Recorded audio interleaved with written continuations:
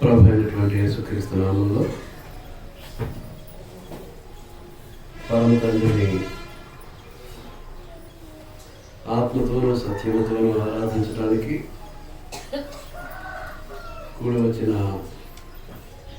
పరిశుద్ధ సహోదరి సహోదరులకు, స్నేహితులకు, స్నేహితులకు, యవ్వన బిడ్డలకు అందరికీ క్రీస్తు ప్రభు పేరిట నా హృదయపూర్వక వందనాలు సమర్పిస్తూ ఉన్నానండి. ఈరోజు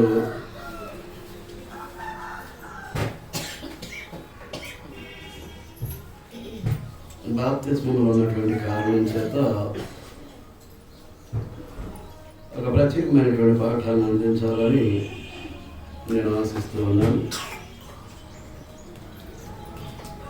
ముఖ్యంగా 2021 సంవత్సరానికి ఆఖరి ఆరాధన, మరలా పరమ తండ్రిని ఆరాధించడానికి ఆయన పాద సన్నిధిలో కూడుకునే సమయానికి మనం నూతన సంవత్సరమైనటువంటి 2022 మనం ఉండబోతూ ఉన్నాం. అటు మహద్భాగ్యాన్ని మనకు అనుగ్రహించబోతున్నటువంటి దేవునికి మనమందరం కూడా కృతజ్ఞతాస్తుతులు చెల్లింపబద్ధులమైన. ఏం చేతనంటే గత 2 సంవత్సరాలుగా భయంకరమైనటువంటి పరిస్థితుల్లో మనం ఉన్నాం. కరోనా అది రూపాంతరంగా మార్చబడి డెల్టా ప్లస్ వేరియంట్, ఇప్పుడు ఒమిక్రాన్ వేరియంట్ చాలా స్పీడ్గా వెళ్తూ ఉంది. ప్రమాదమే 120 దేశాల వరకు పాకినటువంటి పరిస్థితి ఉంది. మీకు అర్థమవుతుందా? అలాంటి పరిస్థితుల్లో దేవుడు మనకు తోడుగా ఉండి మన యొక్క జీవితాలను ఆయనకు మహిమకరంగా, ఆయన కాపుదలలో భద్రతలో మనల్ని ముందుకు నడిపిస్తున్నటువంటి దేవునికి మనం హృదయపూర్వక కృతజ్ఞతాస్తుతులు ప్రతి క్షణంలోనూ అర్పింపబద్ధులమైన. రైట్, పాఠంలో మనం వెళ్తూ ఉన్నాం. ఇశ్రాయేలీయులకు మెస్సయ్య వాగ్దానం చేయబడ్డాడు.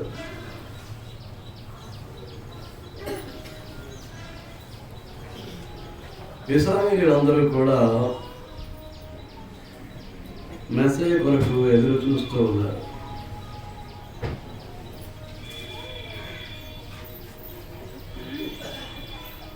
ఆయన యొక్క పరిపాలనలో వారి సమస్యలన్నీ పరిష్కరింపబడతాయని,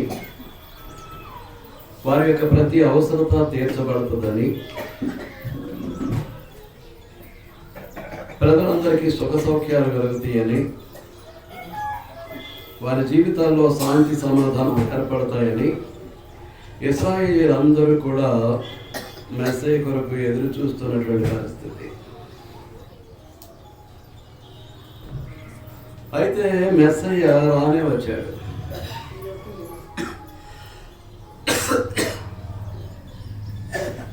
మెస్సయ్య రానే వచ్చాడు.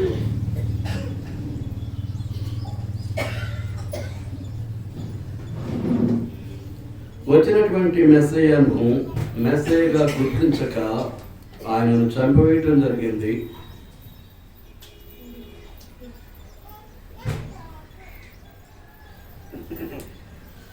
తర్వాత ఆయన రాజ్యమైనటువంటి క్రీస్తు సంఘము కూడా స్థాపింపబడింది.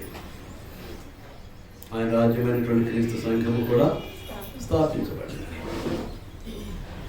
కానీ ఏ ఇశ్రాయేలీయులకైతే మెస్సయ్య వాగ్దానం చేయబడ్డాడో వారు ఇంకా మెస్సయ్య కొరకు ఎదురు చూస్తూనే ఉన్నారు.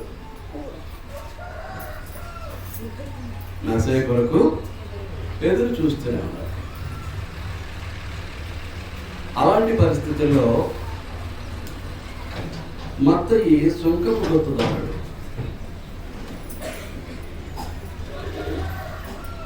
ప్రభుత్వం దగ్గర పాల్గొంటాడు. పన్ను వసూలు చేయడానికి ప్రభుత్వం పెట్టేటటువంటి పాటలో పాడుకుంటాడు. పాడుకున్నటువంటి సొమ్ము రోమా ప్రభుత్వానికి కట్టేస్తాడు. ఆ తర్వాత దాని మీద లాభం వేసుకుని ఏం చేస్తుంటాడు, ఆ సుంకాన్ని వసూలు చేసుకునేటటువంటి సుంకపు గొప్పదారుడు. అటువంటి మత్తయిని ప్రభు పిలుచుకోవటం జరిగింది. అటువంటి మత్తయిను ప్రభువు పిలుచుకోవటం జరిగింది. పిలుచుకోవటమే కాదు, ఇశ్రాయేలీల రాజు అయినటువంటి మెస్సయ్య కొరకు ఎదురు చూస్తున్నటువంటి ఇశ్రాయేలీలకు మీరు సిలువ వేసి చంపినటువంటి ఆ యేసే మెస్సయ్య లేక ఇశ్రాయేలీల రాజు అనేటటువంటిది స్థిరపరుస్తూ మత్తయి చేత దేవుడు ఈ సువార్తను వ్రాయించటం జరిగింది. మెస్సయ్య వచ్చారు, ఆయన చంపేశారు, ఆయన పేరిట రాజ్యం కూడా స్థాపించబడింది. క్రీస్తు సంఘాన్ని కూడా హింసిస్తున్నటువంటి పరిస్థితుల్లో అసలు మీరు శిలువ వేసి చంపినటువంటి ఆ యేసే మెస్సయ్య మీ యొక్క రాజు అని చెప్పడం కొరకు మత్తయి ద్వారా, మత్తయి సువార్తన తర్వాత దేవుడు వ్రాయించుకోవటం జరిగింది. మీరు అర్థమవుతుందా? కనుక మత్తయి సువార్త యొక్క ముఖ్యాంశం లేక దాని యొక్క ఉద్దేశ్యం ఏంటి అని అంటే, యేసు రాజు, ఇశ్రాయేలీల రాజు, యేసు ఎవరు, ఇశ్రాయేలు రాజు అనేటటువంటిది రుజువుతూ ఉంటుంది ప్రతి క్షణంలో. మీకు అర్థమవుతుందా అండి? అందుచేతనే 1వ అధ్యాయంలో వంశావళి ఇచ్చాడు.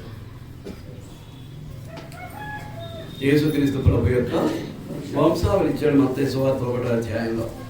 మొదటి వచనంలోనే అబ్రహాము కుమారుడగు దావీదు కుమారుడైన యేసుక్రీస్తు వంశావళి అన్నాడు. అబ్రహాము పితరుడు,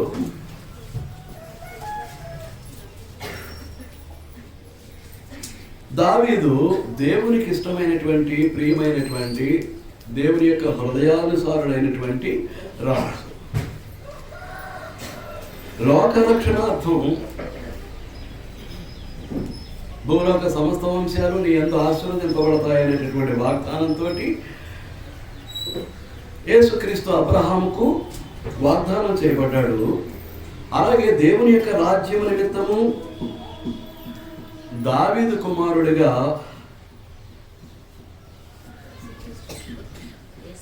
యేసుక్రీస్తు పరిచయం చేయబడ్డట్టుగా మనం చూస్తూ ఉన్నాం. 2వ వచనం నుంచి 6వ వచనం వరకు ఆదికాండం నుంచి న్యాయాధిపతుల గ్రంథం వరకు వస్తాడు. వంశావళిని తీసుకువెళ్తాడు. అబ్రహాము ఇస్సాకు కానీ, ఇస్సాకు యాకోబుని కనను, యాకోబు యోధాను కనను. యోధా యేసుక్రీస్తు ఏ గోత్రం నుంచి వచ్చాడు? యోధా గోత్రం నుంచి వచ్చాడు. అలాగే వంశావళి తీసుకువెళుతూ 6వ వచనానికి వచ్చేసరికి యెషయి రాజైన దావీదును కనెను. దావీదు ఎవరు? రాజు. ఇశ్రాయేలు యొక్క రాజు దావీదు. దావీదు సొలొమోనుని కనెను, సొలొమోను రెహబామును కనెను, రెహబాము అబీయాను కనెను, అబీయా ఆసాను కనెను, ఆసా యెహోషాఫా. అంటే వీళ్ళందరూ ఎవరన్నమాట? రాజులు. వీరందరూ ఎవరన్నమాట అండి? రాజు. చివరికి వచ్చేసరికి 16వ వచనంలో యాకోబు మరియ భర్త అయిన యోసేపును కనెను, ఆమె యందు క్రీస్తు అనబడిన యేసు పుట్టెను. ఇప్పుడు యోసేపు ఏ గోత్రం నుంచి వచ్చినటువంటి వాడు? ఏ వంశం నుంచి వచ్చినటువంటి వాడు? ఏ వంశం నుంచి? దావీదు వంశం నుంచి వచ్చినటువంటి వాడు. యోసేపు ఏ వంశం నుంచి వచ్చాడండి? దావీదు వంశంలో నుంచి. యేసుక్రీస్తు ఎవరు కుమారుడని 1వ వచనంలో చెప్పాడు? దావీదు కుమారుడుగా చెప్పాడు. దావీదు ఎవరు? దావీదు ఎవరండి? ఎవరు? ఇశ్రాయేలు జాతీయ రాజ్యానికి 2వ రాజు. ఎవరు? దావీదు. కనుక ఈ మొదటి అధ్యాయంలో దేన్ని స్థిరపరుస్తున్నాడు అని అంటే, యేసు వంశావళిలో రాజు. యేసు ఎవరండి? వంశావళిలో రాజు. అనేదాన్ని ఏం చేస్తున్నాడు? స్థిరపరుస్తూ ఉన్నాడు. మీకు అర్థమవుతుందా? అలాగే 2వ అధ్యాయానికి వచ్చామనుకోండి. 2వ అధ్యాయంలో మనకు ఎవరు కనిపిస్తారు? జ్ఞానులు కనిపిస్తారు. 2వ అధ్యాయం ఎవరు కనిపిస్తారండి? జ్ఞానులు కనిపిస్తారు. వారు తూర్పు దేశపు జ్ఞానులు. జ్ఞానులు అంటే వారిని ప్రస్తుత భాషలో మనం మాట్లాడాలి అని అంటే వారు ఖగోళ శాస్త్రజ్ఞులు. వారు ఎవరన్నమాట అండి? ఖగోళ శాస్త్రవేత్తలు. కాబట్టి వారు ఆ నక్షత్రాన్ని చూసిన వెంటనే వాళ్ళు ఆ నక్షత్రం యొక్క వివరాలను పూర్తిగా తెలుసుకున్నట్టుగా మనం చూస్తాం.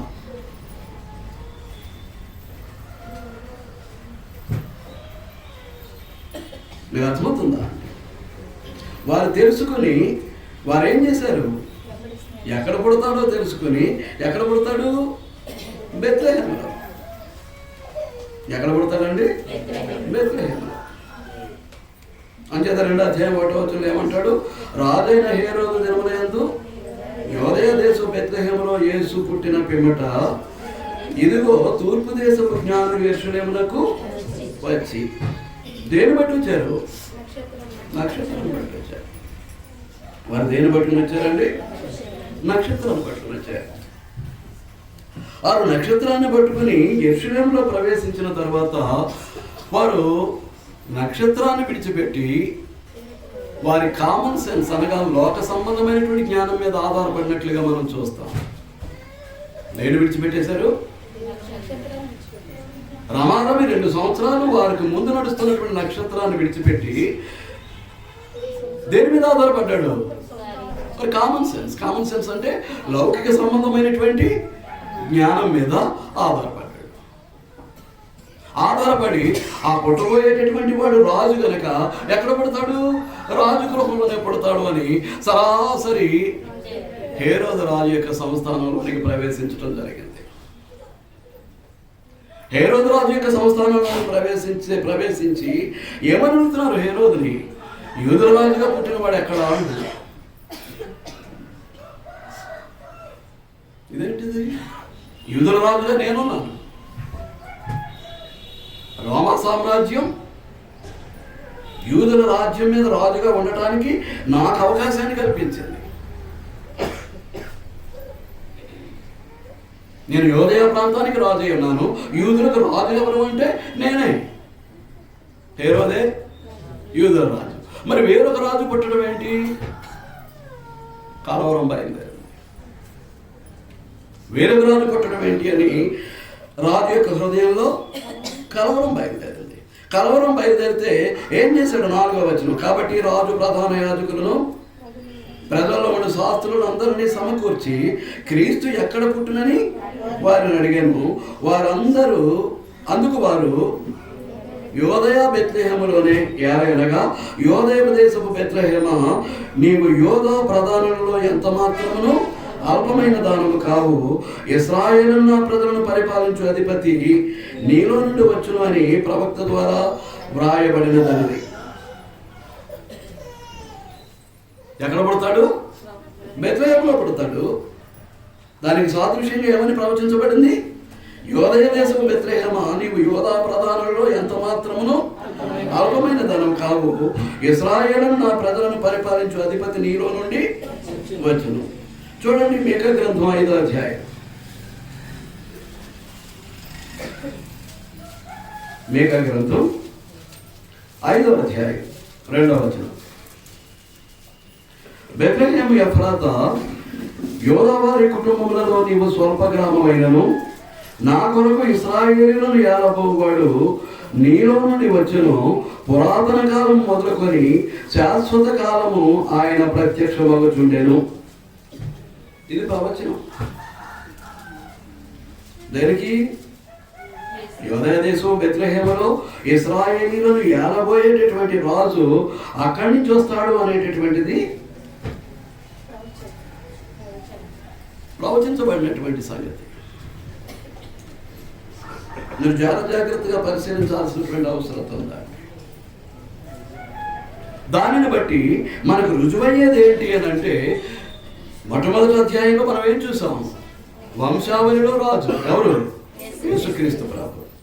ఇక్కడ రెండో అధ్యాయంలో మనం ఏం చూస్తాము అని అంటే, ఆ యేసుక్రీస్తు ప్రభువు ప్రవచనాలలో రాజు. యేసుక్రీస్తు ఎవరండి? ప్రవచనాలలో రాజు. మూడవ అధ్యాయానికి వస్తే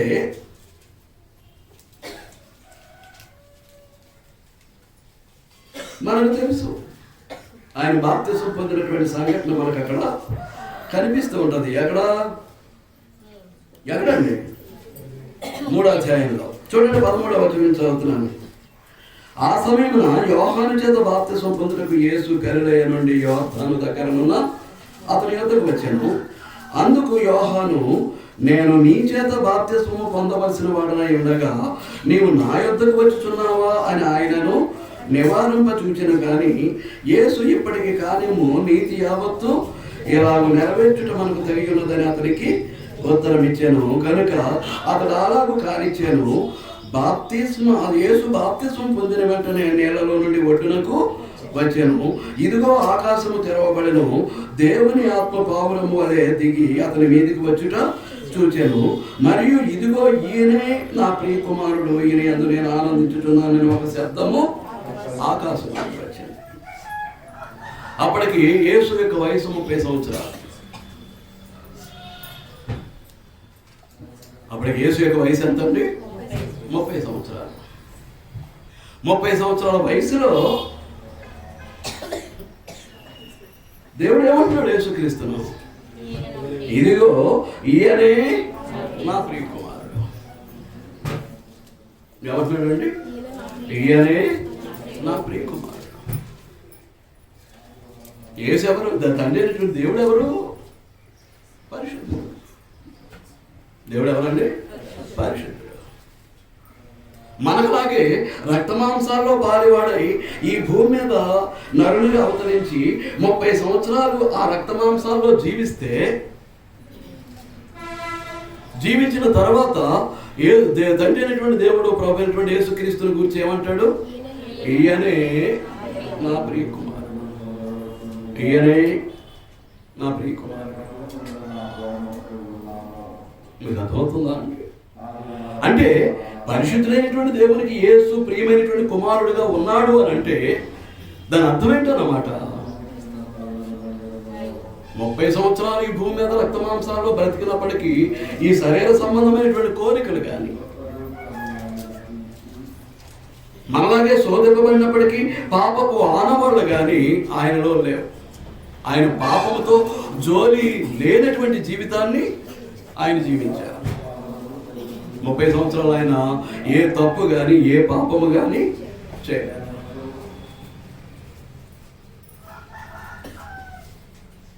మీకు అర్థమవుతుందా? ఆయన ఏ తప్పు కానీ ఏ పాపము కానీ చేయలేదు. కాబట్టి 30 సంవత్సరాల వయసులో నవ యవ్వనంలో ఉన్నటువంటి యేసును గూర్చి ఏమంటున్నాడు? ఈయనే నా ప్రియ కుమారుడు. మన పరిస్థితి ఎలా ఉండిందో. అందుచేత యేసుక్రీస్తు ప్రభువు పాపముపై రాజు అయి ఉన్నాడు. ఆయన యేసుక్రీస్తు ప్రభు ఎవరండి? పాపంపై ఆయన రాజు. పాపమైన ఏమి చేయలేదు. పాపమైనకు లోబడి ఉండాలే తప్ప పాపమైన ఏమి చేయలేదు. తన ప్రభావాన్ని ఏమి ప్రభు మీద చూపించినటువంటి పరిస్థితి లేదు. ఇప్పుడు ఎన్ని చూసాం?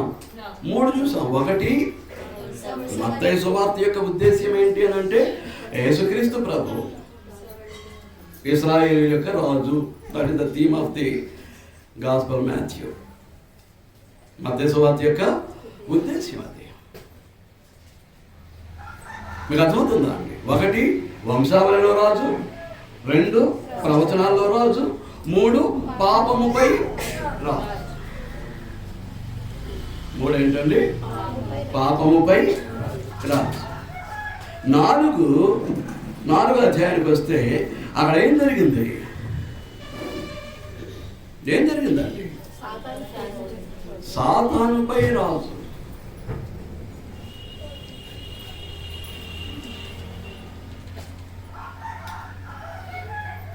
The lust of eye, the lust of the body, the pride of life. These are the weapons of the Satan. నేత్ర దురాశ, శరీర దురాశ, జీవోడంబం. ఇవేంటన్నమాట? సాతాను యొక్క ఆయుధాలు. సాతాను యొక్క ఆయుధాలు. మొదటి ఆదామును పడగొట్టాడు. మొదటి ఆదామును పడగొట్టాడు. కన్నులకు అందంగా ఉందట నేత్రాశ, దురాశ. ఆహారానికి మంచిదిగా ఉందట శరీర దురాశ. వివేకమిచ్చు రమ్యమైంది. ఇంకేప్పుడు బోర్లా పడిపోయాడు. ఎవరు? మొదటి ఆదాము. కానీ కడపటి ఆదామైనటువంటి యేసుక్రీస్తు మీద కూడా పరిస్థితిని ఆధారంగా చేసుకుని, అవకాశంగా తీసుకుని అవే ఆయుధాలు ఉపయోగించాడు. 6 రోజులు సృష్టిని చేసినటువంటి సృష్టికర్త అయినటువంటి యేసుక్రీస్తు. సృష్టిని చేసింది ఎవరు?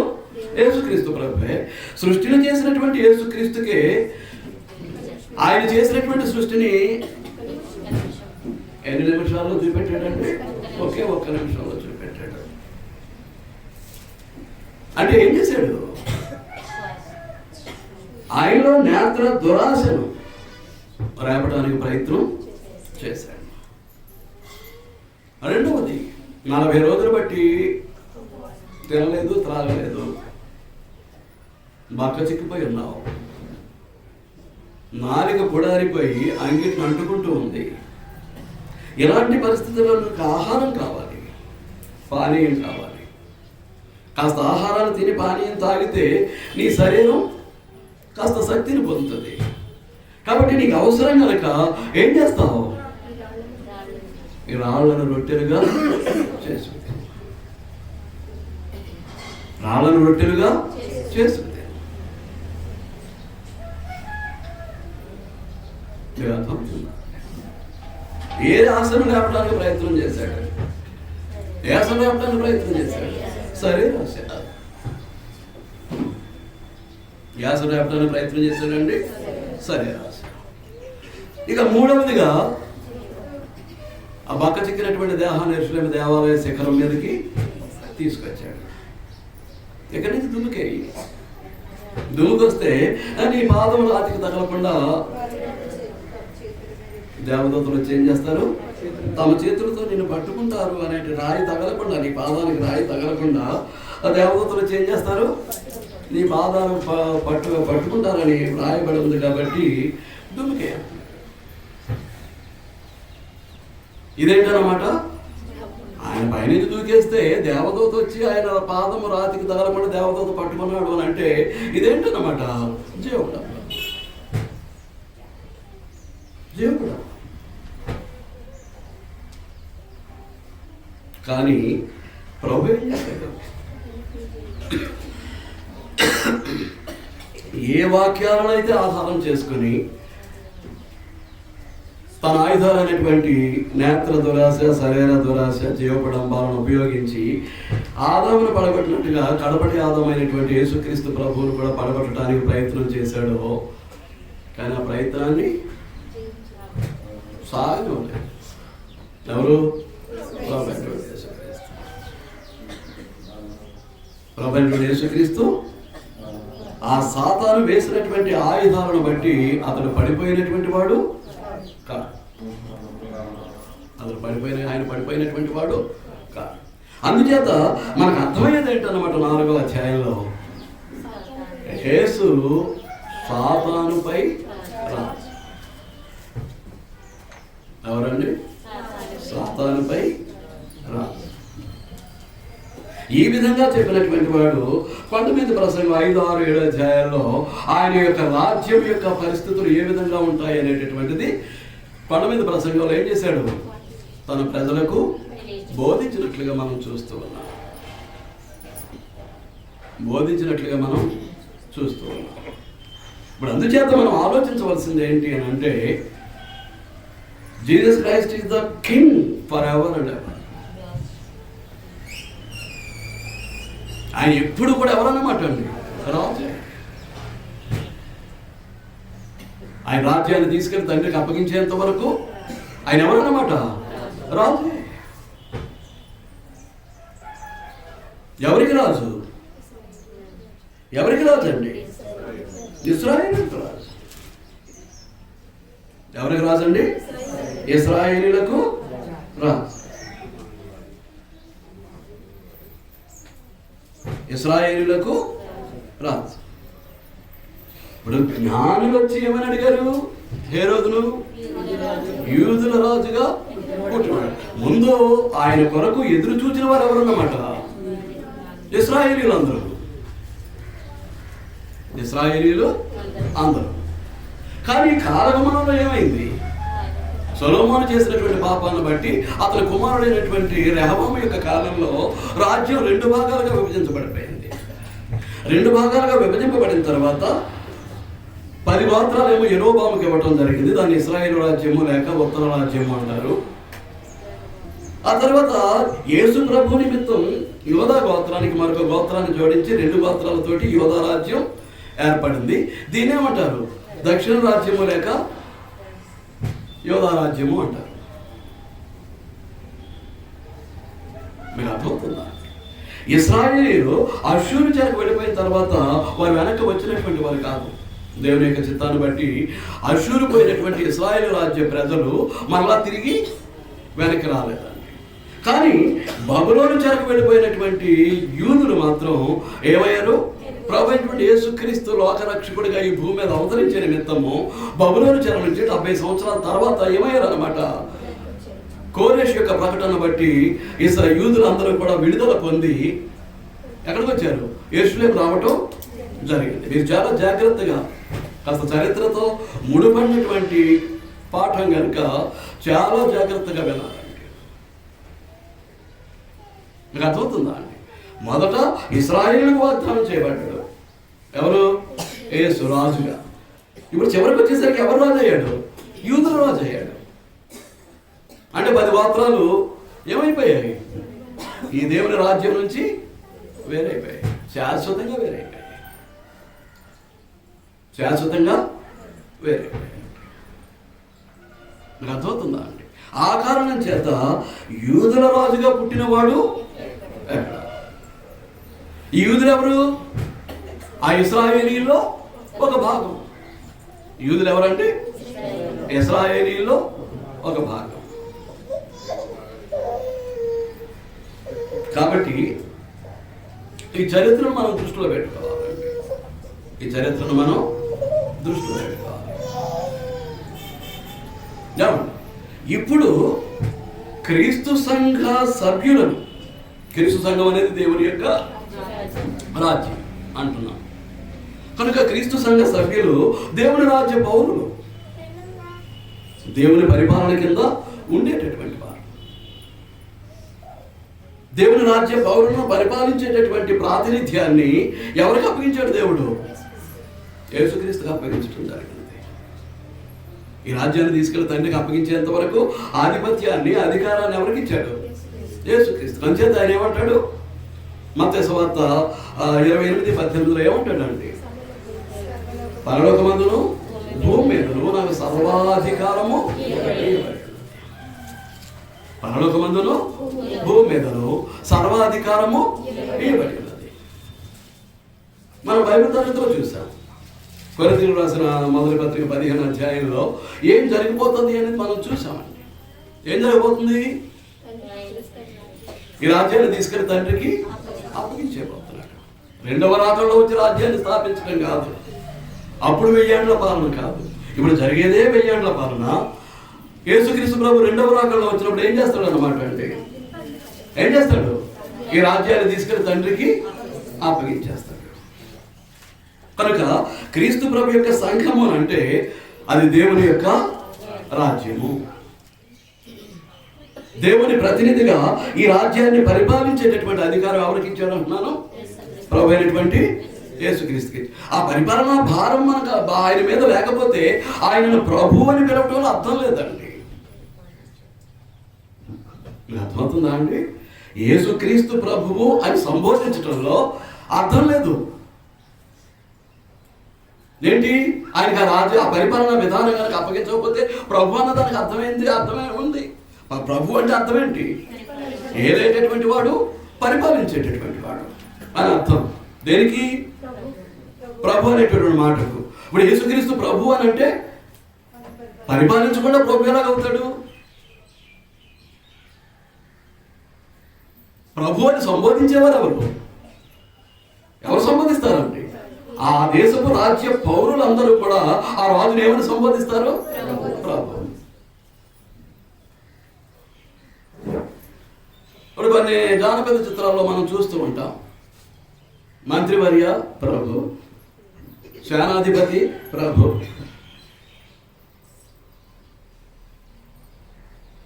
అంటే పరిపాలించేటటువంటి వాడిని రాజు ముందుకు వచ్చినటువంటి ప్రతి ఒక్కరూ కూడా ఏమని సంబోధిస్తారు?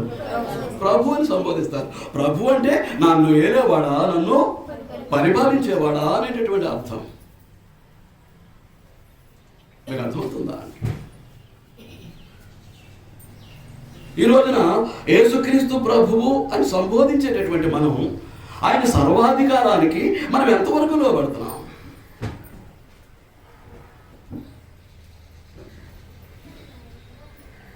మరి అర్థమవుతుందా? ఎంతవరకు లోబడుతున్నాం?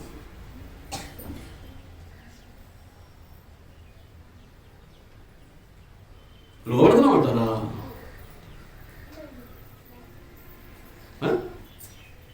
కేవలం నామమాత్రంగా ప్రభు అని సంబోధిస్తున్నామా? నిజంగా ఆ ప్రభువుగా సంబోధించేటటువంటి మనం ఆయన అధికారానికి లోబడుతున్నామా?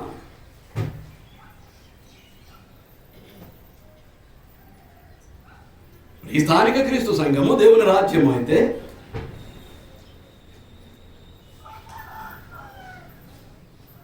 ఈ రాజ్యంలో ఉన్నటువంటి ప్రతి పౌరుడు పరిపాలించేటటువంటి ప్రభు అయినటువంటి యేసుకు లోబడాల్సినటువంటి అవసరత ఉంది.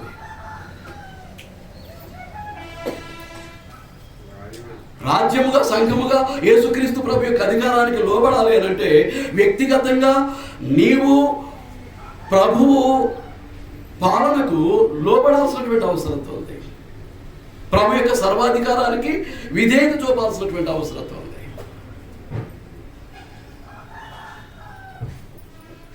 మీరు అర్థమవుతుందా? ఇక్కడ ఉన్నటువంటి ఈచ్ అండ్ ఎవ్రీ వన్, ప్రతి సహోదరుడు ప్రతి సహోదరి కూడా దేవుని రాజ్య పౌరులై ఉన్నారు కనుక ఆ పరిపాలించేటటువంటి వాడు ప్రభు అయినటువంటి యేసుక్రీస్తు కనుక ముందు వ్యక్తిగతంగా నేను నా ప్రభు యొక్క సర్వాధికారానికి నేను లోబడాల్సినటువంటి అవసరం ఉంది.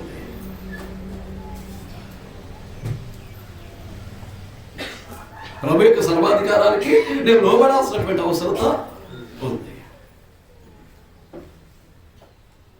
అసలు ప్రభు యొక్క అధికారానికి లోబడేవారు ఎవరు?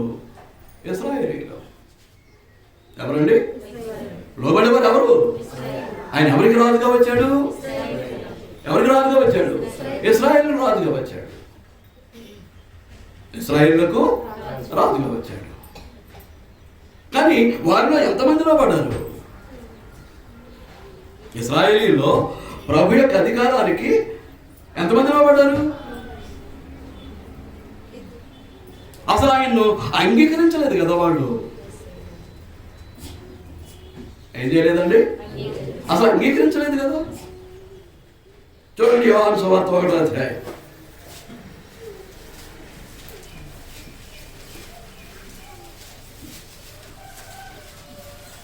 యోహాను సువార్త 1వ అధ్యాయం తీసారండి. 11వ వచనం. ఆయన తన స్వకీయుల యొద్దకు వచ్చెను, ఆయన స్వకీయులు ఆయనను అంగీకరించలేదు. స్వకీయులు అంటే ఎవరు? తన సొంత ప్రజలు. ఎవరు వారు? ఇశ్రాయేలు లేకపోతే యూదులు. సొంత ప్రజలు. స్వకీయులు అంటే అర్థం ఏంటి? సొంత ప్రజలే ఆయనను ఏం చేయలేదు? ఏం చేయలేదండి? అంగీకరించలేదు. అంగీకరించినటువంటి వారు లోబడతారా?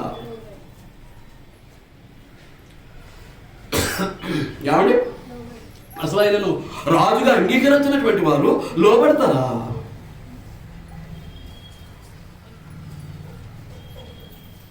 మీరు ఆలోచిస్తూ వింటూ ఉన్నారని నేను భావిస్తూ ఉన్నా.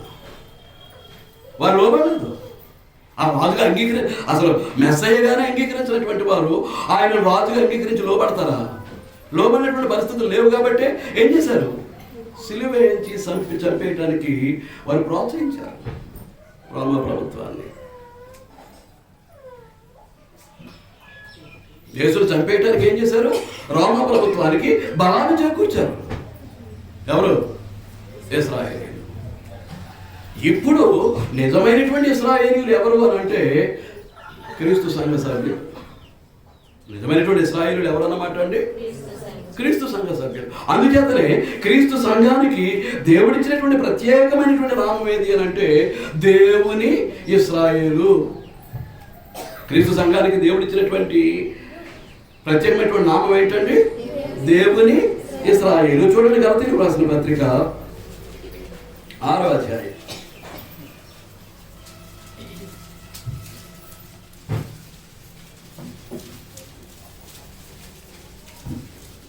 6వ అధ్యాయం 15వ వచనం నుంచి, క్రొత్త సృష్టి పొందుటయే గాని సున్నతి పొందుట ఏమీ లేదు, పొందకపోవట ఏమీ లేదు. ఈ పద్ధతి చొప్పున నడుచుకుని వారందరికీ అనగా దేవుని ఇశ్రాయేలీయులకు సమాధానమును కృపయు కలుగునుగాక. ఇక్కడ క్రీస్తు సంఘాన్ని ఉద్దేశించి ఒక ఇవ్వబడినటువంటి ప్రత్యేక నామం ఏంటి? దేవుని ఇశ్రాయేలు. వాడు ఇశ్రాయేలీయులు, దేవుని జనాంగము, దేవుని ప్రజలు. మనమెవరు? దేవుని ఇశ్రాయేలు. అంటే ఖచ్చితంగా ఏం చేయాలన్నమాట? మన ప్రభు అయినటువంటి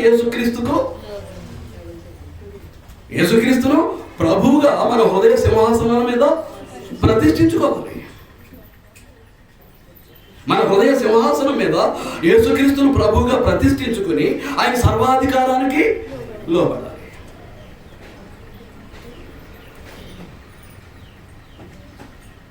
యేసుక్రీస్తు ప్రభు నా జీవితాన్ని ఆడాలి.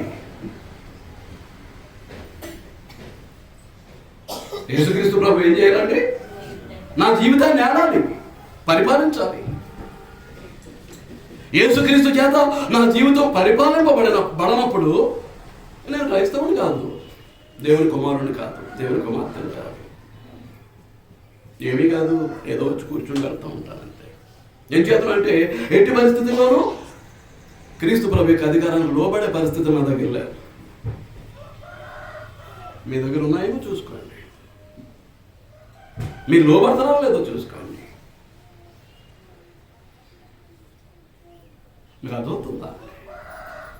ఆ ఇశ్రాయేలును దేవుని యొక్క అధికారానికి లోబడలేదు. దేవుని ప్రతినిధిగా, వారికి రాజుగా పంపించబడినటువంటి యేసుక్రీస్తును వారు ఏం చేయలేదు? అంగీకరించలేదు. వారు ఏం చేయలేదు? ఆయన్ను అంగీకరించలేదు. ఇప్పుడు దేవుని ఇశ్రాయేలుగా నేను అంగీకరించానా? నీవు అంగీకరించావా? అంగీకరించావా లేదా? నీ హృదయ సింహాసనం, హృదయం ఏంటన్నమాట? కోరికలకు నిలయం, తలంపులకు నిలయం, భావ ప్రేరణలకు నిలయం.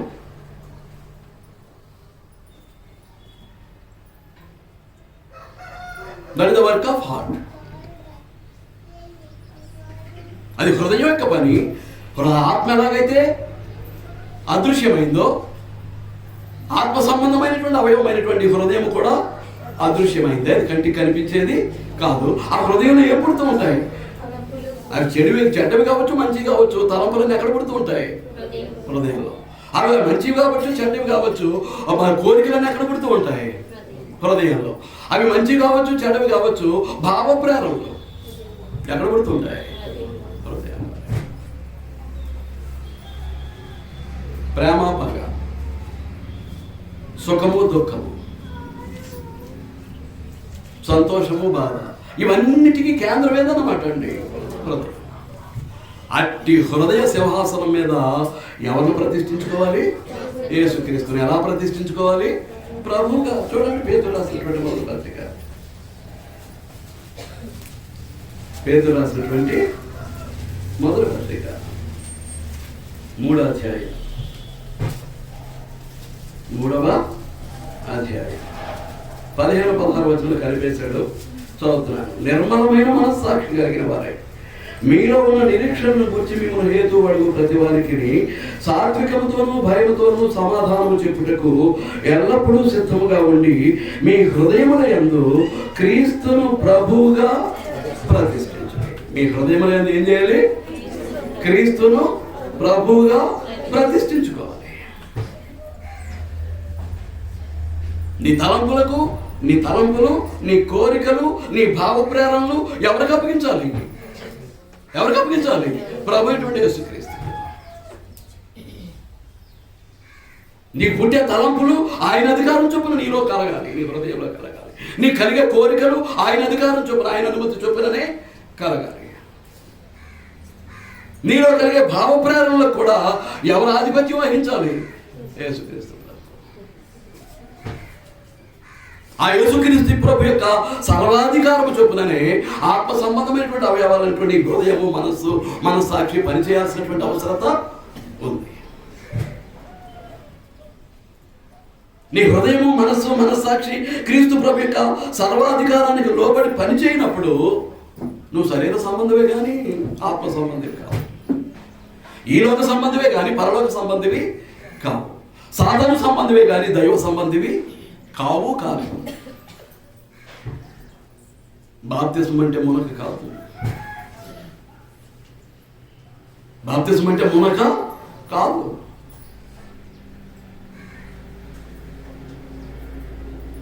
బాప్తిస్మం పొందడానికి వచ్చినటువంటి క్రీస్తు ప్రభు ఎలా ఉన్నాడు? దేవునికి ప్రియమైనటువంటి కుమారుడు. ఈయన కాదు, ఈయనే, హీ హిమ్సెల్ఫ్. అప్పటిగా ఆయనే, ఇంకెవరు లేరు, ఈయనే. నన్ను అన్నీ మాట్లాడాడు. క్రీస్తు ప్రభు వచ్చి 21వ శతాబ్దం గడుస్తున్నటువంటి పరిస్థితుల్లో, నేను బాప్తిసం పొంది అనేక సంవత్సరాలు, దశాబ్దాలు గడుస్తున్నటువంటి పరిస్థితుల్లో ఇప్పుడు నన్ను గురించి ఏమంటున్నాడు? నన్ను గురించి ఈయనే నా ప్రియ కుమారుడు అనగలిగినటువంటి పరిస్థితి నా దగ్గర ఉంటుందా?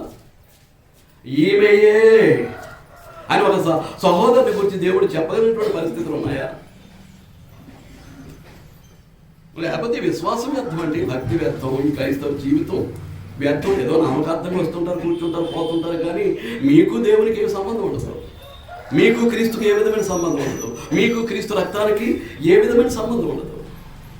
ఏ సంబంధాలు ఉండవు. ఈరోజు కొద్ది నిమిషాల్లో బాప్తిసం పొందబోయేటటువంటి దేవుని కుమారులు, కుమార్తెలైనటువంటి వారు నిజముగా మారు మనసు పొందితే, విశ్వాసం వినటం వల్ల విశ్వాసం ఏం చేస్తుంది? మారు మనసుకు నడిపిస్తే, మారు మనసు జరిగినప్పుడు మారు మనసులో ఏం జరుగుతుంది అన్నమాట? మన పాపాల విషయంలో మనం చనిపోయామా? చచ్చిన వాడికి సమాధి, పాపాల్లో ఇంకా బ్రతుకున్న వాడికి సమాధి ఏంటి? ఇప్పుడు బాప్తిసం అంటే ఏంటి? Nothing but burial. సమాధి. బాప్తిసం అంటే ఏంటి? నీ పాప జీవితాన్ని సమాధి చేసేయట. అది జరిగితే ఏమంటాడు? ఆ బాప్తిసం పొందబోయేటటువంటి దేవుని కుమారులను, కుమార్తెలను ఈయనే నా ప్రియ కుమార్తె. He is my beloved son. She is my beloved daughter. ఈమె నాకు ప్రియమైనటువంటి కుమార్తె. ఆ స్థాయికి వెళ్ళలేకపోతే నీ బాప్తిస్మం కాదు. నీలో జరగాల్సినటువంటి ఆత్మ సంబంధమైనటువంటి కార్యక్రమం జరగలేదు. ఆత్మ సంబంధం కేసో తప్ప నీలో హృదయంలోనూ మనసులోనూ జరగాల్సినటువంటి కార్యక్రమాలు అంటే నీ కోరికలు, నీ తలంపులు, నీ భావ ప్రేరణలు ఎవరి అధికారం కిందకు వచ్చేయాలి? క్రీస్తు ప్రభు యొక్క సర్వాధికారం క్రిందికి వచ్చేయాలి. ఇక నా జీవితంలో ఏది సంభవించినా అది క్రీస్తు అధికారం క్రిందే జరగాలి తప్ప నా ఇష్టం చొప్పున ఏది జరగటానికి అవకాశాలు ఉండకూడదు. ఉంటే నేను దేవుని సంబంధిని కాదు, క్రీస్తు సంబంధిని కాదు. మీకు అర్థమవుతుందా అండి? ఆలోచిస్తున్నారా అండి? హృదయ సింహాసనం మీద ప్రభువును, యేసుక్రీస్తును ప్రభువుగా ప్రతిష్ఠించుకుంటే ఏం జరుగుతుంది? ఆ హృదయంలో పుట్టేటటువంటి తలంపులు, కోరికలు, భావ ప్రేరణలు ఎవరి అధికారం కిందకి వెళ్ళిపోతాయి? క్రీస్తు అధికారం కిందకి. ఇక నా ఇష్టం అంటే నాలో జరగడానికి అవకాశాలు లేవు. అలాగే మనసు కూడా ఎక్కడికి వెళ్ళిపోద్ది? మనసు యొక్క పని ఏంటి? ఆలోచించడం. ఆలోచనలన్నీ ఎవరికి ఎందుకు వెళ్ళిపోతాయి? క్రీస్తు ప్రభు యొక్క అధికారం కిందకి వెళ్ళిపోతాయి. చూడండి, కొరింథీయులకు రాసినటువంటి 2వ పత్రిక 10వ అధ్యాయం. కొరింథీయులకు రాసినటువంటి 2వ పత్రిక 10వ అధ్యాయం. తీసారా అండి? 10వ అధ్యాయం 5-6 వచనాలు. మేము వితర్కములను, దేవుని గురించిన జ్ఞానమును అడ్డగించు ప్రతి ఆటంకమును ప్రడదొలిసి ప్రతి ఆలోచనను క్రీస్తుకు లోబడినట్లు చెరపట్టి. ప్రతి ఆలోచన ఎవరికి లోబడాలట? ఎవరికి లోబడాలట? ఇష్టానుసారంగా నిర్ణయాలు చేసేసి, ఇష్టానుసారంగా తీర్మానాలు చేసేసి, నేను ఇలా వండుకుంటున్నాను కాబట్టి ఇలా ఆలోచించి ఈ నిర్ణయం తీసుకున్నాను. ఇలాంటి తలంపు నాలో పుట్టింది, ఇలాంటి కోరిక నేను కలిగి ఉన్నాను కాబట్టి ఆ తలంపును, కోరికను నెరవేర్చుకోవడానికి మనసులో ఏముంది? ఇలాంటి ఆలోచనలు ఉన్నాయి.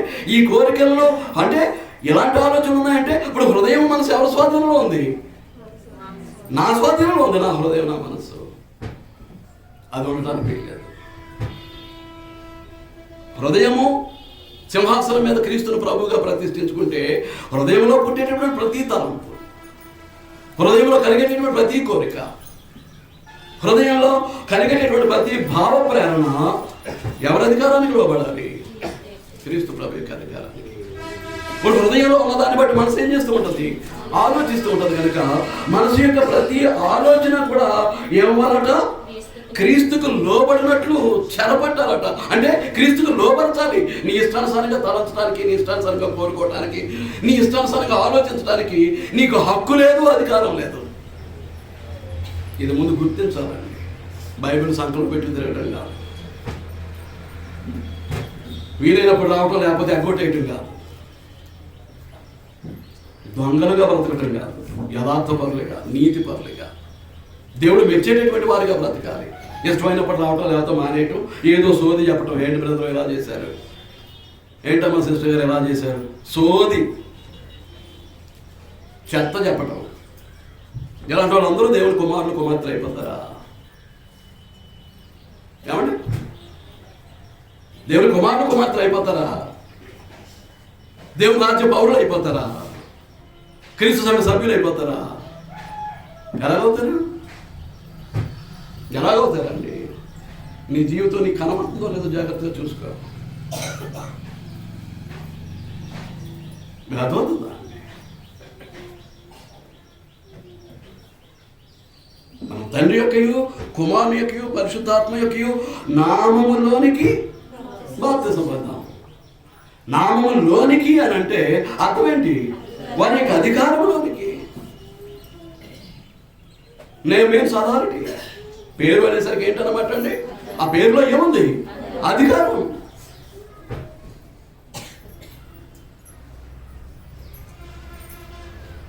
పలానా వారించినటువంటి ఒప్పుకోలను బట్టి,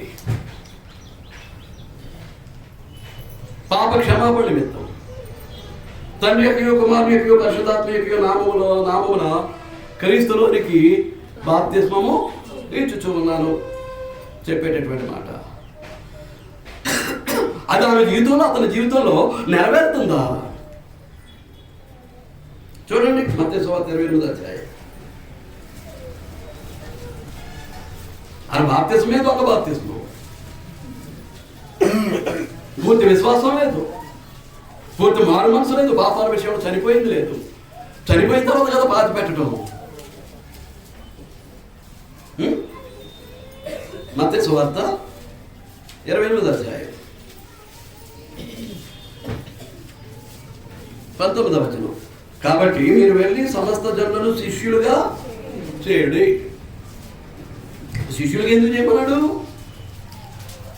నీ పాపాలు కడిగి వేసుకోవడానికి, నువ్వు రక్షింపబడటానికి అవసరమైనటువంటి జ్ఞానం అంతా నేర్చుకోవడానికి. శిష్యుడు ఏం చేస్తాడు? నేర్చుకుంటాడు. పక్కటి పిన్ని గారు పొందుతున్నారని, ఎదురుంటి వదిలి గారు పొందుతున్నారని, వెనకంటి స్నేహితురాలు పొందుతుందని, ప్రాణ స్నేహితురాలు. ఏంటండి, ఎవరో పొందుతున్నారు, నేను కూడా రెడీ అయిపోయాను అనుకోండి, అసలు కార్యం జరుగుతుంది. అసలు కార్యం జరగదు. అంచేత ఏమంటాడు, నేర్చుకోవాలి. శిష్యుడు అంటే ఎవరు? నేర్చుకునేటటువంటి వాడు. ఎవరన్నా డిసైపుల్ మీన్స్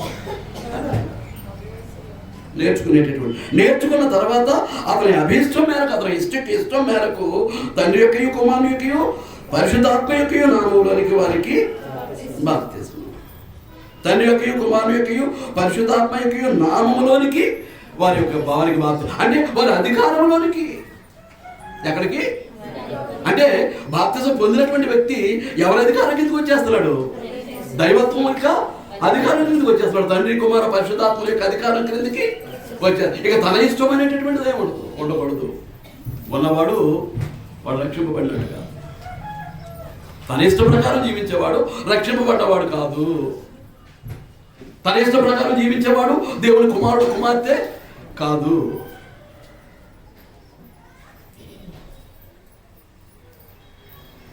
అందులో ఇది పరిస్థితి అని చదివే ఆదివారం ఆరాధనలు ఆరైపోతున్నానండి. మంచిది, నాకు గతి లేదు, నేనేం చేస్తాను? ఆల్ రైట్, యాక్సెప్ట్ చేస్తాను. నీ స్థానంలో తన కుమారుణ్ణి శిలువ మీద బలిగా అర్పించి నీ పాపానికి ప్రాయశ్చిత్తం చేసి నీ పాపానికి పరిహారం చెల్లించి ఆయన చిందించినటువంటి రక్తంలో నీ పాపాలు కడిగి వేశాడే, ఆయన అంగీకరిస్తాడా? ఈ గతి లేని వాడు అంగీకరిస్తాడు ఒక సువార్తికుడిగా. సర్లే అమ్మ వెళ్ళండి.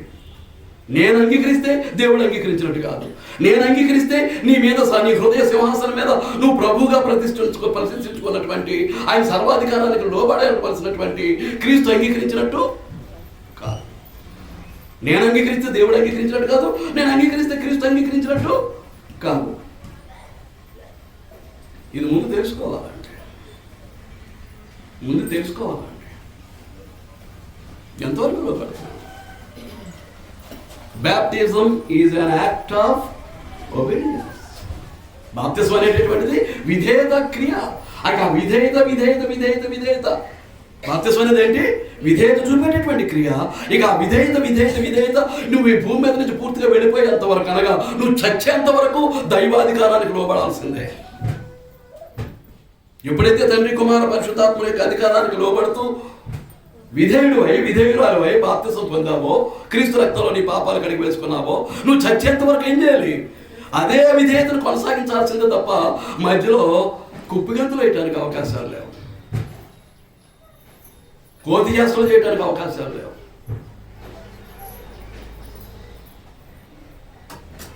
మీరు అర్థమవుతుందా?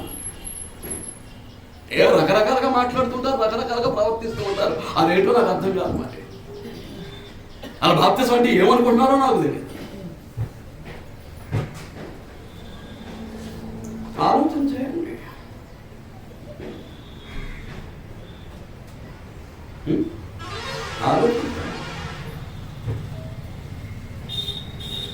ఆ ఇశ్రాయేలుడు దేవుని అధికారానికి లోబడలేదండి. వస్తాడు, మా సమస్యలు పరిష్కరిస్తాడు, మా అవసరాలు తీరుస్తాడు, మాకు సుఖ సౌఖ్యాలు ఇస్తాడు, ఇంకేం చేస్తాడు, మాకు శాంతి సమాధానాలు ఇస్తారని ఆ మెస్సయ్య యొక్క పరిపాలన కొరకు ఎదురు చూశారే కానీ వచ్చినటువంటి మెస్సయ్యను వారు అంగీకరించినటువంటి వారు కాదు. తిరగబడి ఏం చేశారు? చంపేశారు. ఇంకా మెస్సయ్య కొరకు ఎదురు చూస్తున్నాడు. ఒరే నాయన వచ్చాడు, మీరు ఆయన చంపేశారు, ఆ యేసే మెస్సయ్య, ఆ యేసే మీ రాజు అని రుజువుపరచడానికి దేవుడు ఏం చేశాడు? మత్తయిని ఎన్నుకొని యేసే ఇశ్రాయేలు యొక్క రాజు అనేది రుజువుపరుచుతూ ఏం చేశాడు? సువార్త రాయించాడు.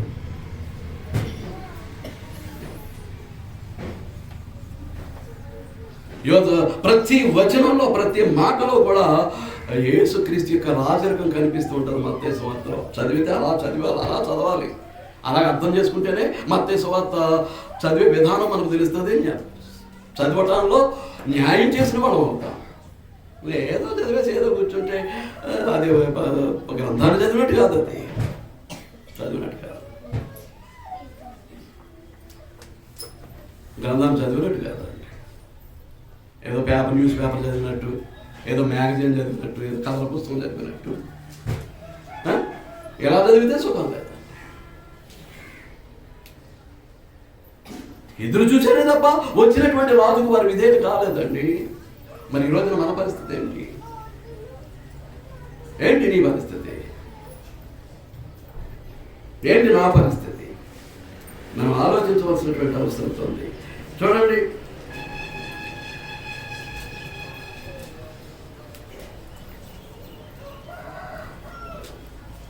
యోహాను సువార్త 1వ అధ్యాయం.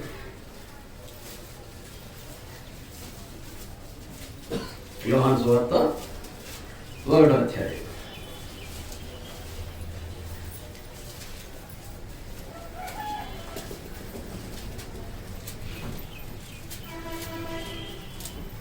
సువార్త ప్రకటించేటటువంటి విధానంలో, సువార్త జరిగేటటువంటి విధానంలో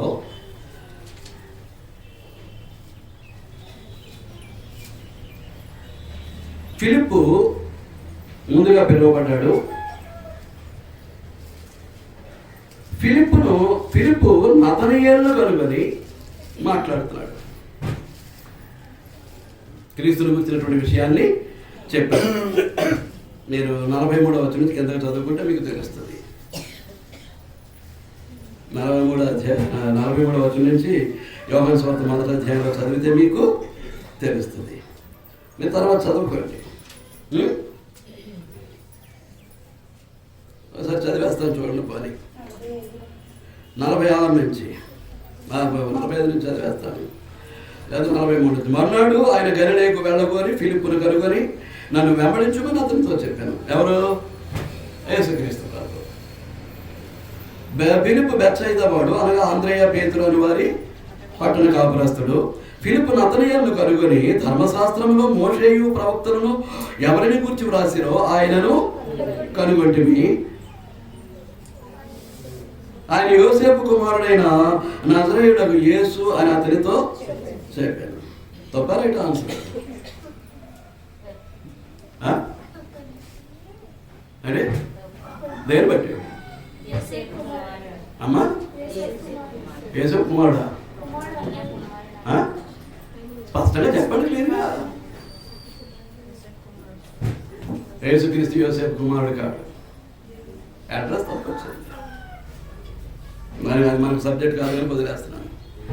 అందుకని నతనయేలు నజరేతులో నుండి మంచిది ఏదైనా రాగలదా అని అతను అడుగగా వచ్చి చూడమని ఫిలిప్పుతో అని. యేసు నతనయేలు తన యొద్దకు వచ్చిన, ఇదిగో ఇతడు నిజముగా ఇశ్రాయేలీయుడు, ఇతని యందు ఏ కపటమును లేదని అతని గూర్చి చెప్పాను. నన్ను నీవు ఎలాగూ ఎరుగుదవని నతనయేలు ఆయన అడుగగా, ఫిలిప్పు నిన్ను పిలువక ముందే నీవు అంజూరపు చెట్టు కింద ఉన్నప్పుడే నిన్ను చూచితిని అతనితో చెప్పాను. ఆయన నతనయేలు, బోధకుడా, నీవు దేవుని కుమారుడవు, ఇశ్రాయేలు. నతనయేలు ఏమంటున్నాడు? నువ్వు దేవుని కుమారుడవు అనగా ఇశ్రాయేలుకు రాజు. అంటే దేవుని కుమారుడు అంటే అర్థం ఏంటి అన్నమాట? దేవుని కుమారుడు అంటే అర్థం ఏంటి? ఇశ్రాయేలీయుల రాజు. చదివిన దాన్ని ఎక్స్ప్లెయిన్ చేయడం రావట్లేదండి. ఎందుకు వస్తారో ఎందుకు కూర్చుంటారో తెలియదు. దేవుని కుమారుడు అంటే అర్థం ఏంటి? ఇశ్రాయేలు రాజు.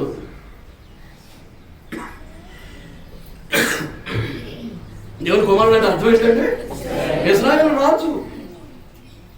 నన్ను ఏలేవాడు లేవు. మనకు రేపు పొద్దున కొంచెం ఏమన్న తర్వాత నేల దగ్గరికి వెళ్ళిన తర్వాత యేసు ఎవరు అని అడిగితే బాప్తిసం పొందబోయేవారు ఏ సమాధానం చెప్పాలి? యేసు దేవుని కుమారుడు. దేవుడు కాదు. యేసు దేవుడు అని అంటే బాప్తిసం ఇవ్వడానికి అవకాశాలు. తెలుసుకోవాల్సిందంతా తెలుసుకోవాలి. యేసు దేవుడు అన్న బాప్తిసం ఇవ్వడానికి కుదరదు. యేసు లోకరక్షకుడు అన్నారు అనుకోండి, కుదరదు. నువ్వు దేవుడు అన్నా లోకరక్షకుడు అన్నా ముందు ఆయన అధికారాన్ని నువ్వు ఒప్పుకోవట్లేదు. ఆయన అధికారానికి ఇంకెప్పుడు లోబడుంటావు. నువ్వు దేవుని కుమారుడు అంటేనే నువ్వు బాప్తిస్మానికి యోగ్యుడవో యోగ్యురాలవు, ఆయన అధికారానికి లోబడడానికి ఇష్టపడే దానవు లేక ఇష్టపడేటటువంటి వాడవు. అది జరిగే కదా. నాకు అర్థమవుతుందా? నతనయేలు ఏమంటున్నాడు? నువ్వు దేవుని కుమారుడు అనగా ఇశ్రాయేలుకు రాజు. ఇశ్రాయేలు రాజు. నా ఎన్నికవు, నా పరిపాలకుడు, నా మీద సర్వాధికారివి. ఎవరు ఒప్పుకుంటున్నారు? నతనీయులు ప్రభు దగ్గర ఒప్పుకుంటున్నాడు. ఈ రోజున నీవు నేను కూడా అదే ఒప్పుకుంటేనే బాప్తిస్మం, ఆయన రాజ్య ప్రవేశం, ఆయన పౌరసత్వం, ఆయన రాజ్య పౌరసత్వం, ఆయన అధికారానికి లోబడాలి. లేకపోతే లేదు. అంచేతనే ఏ రెఫరెన్స్ నేను చదివేసి నేను ముగించేస్తానండి. అపోస్తలుల కార్యముల గ్రంథం 8వ అధ్యాయం.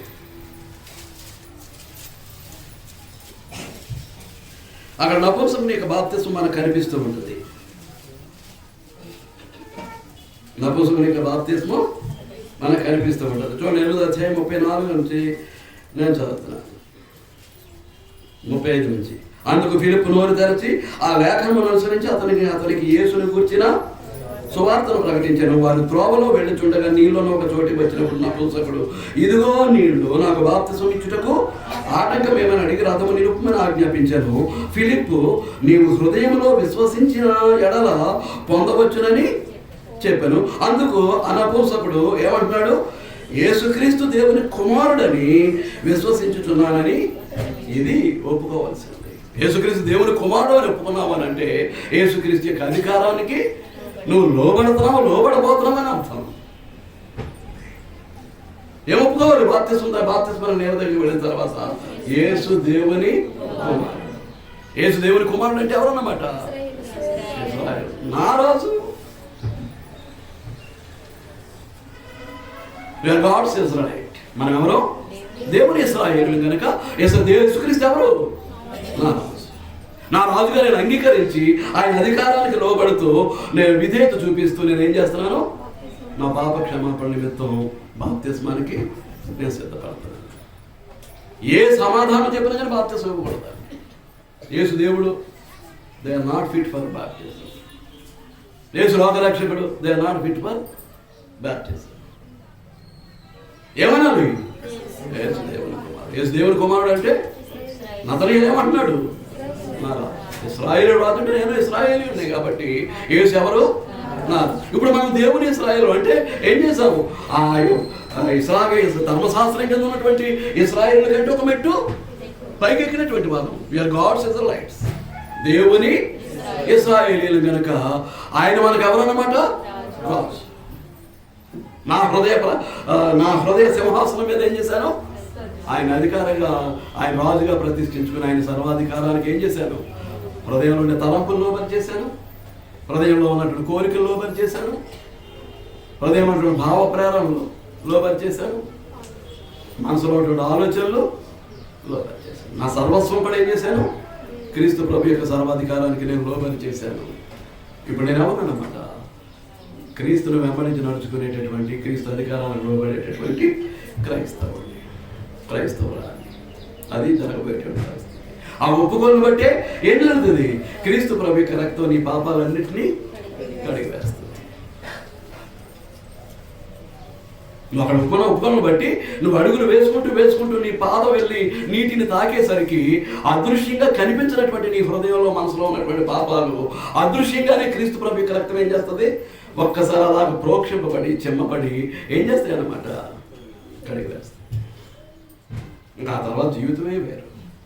ఆ జీవితంలో మార్పు లేకపోతే నువ్వు అక్కడికి వచ్చినా ఒకటే, రాకపోయినా ఒకటే.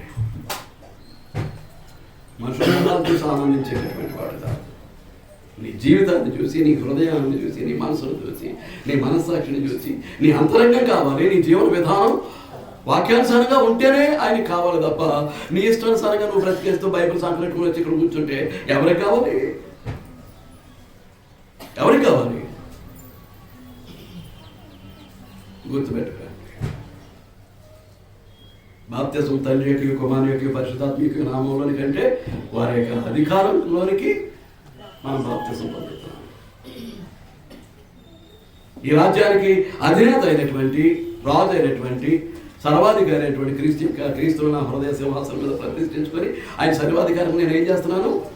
లోబడుతున్నాను. యేసుక్రీస్తు రాజు అనేటటువంటిది పూర్వపు ఇశ్రాయేలులకు, అబ్రహాం సంతానమైనటువంటి ఇశ్రాయేలుకు తెలియజేయడానికి ఏం చేశాడు? మొదటి అధ్యాయంలో ఏం చెప్పాడు? వంశావళి ప్రకారం రాజు. రెండో అధ్యాయంలో ఏం చెప్పాడు? ప్రవచనాల ప్రకారం రాజు. మూడోది ఏం చెప్పాడు? పాపంపై రాజు. నాలుగవది సాతానికి ఎదురు విజయం కావాలి, యుగ విజయం కావాలండి.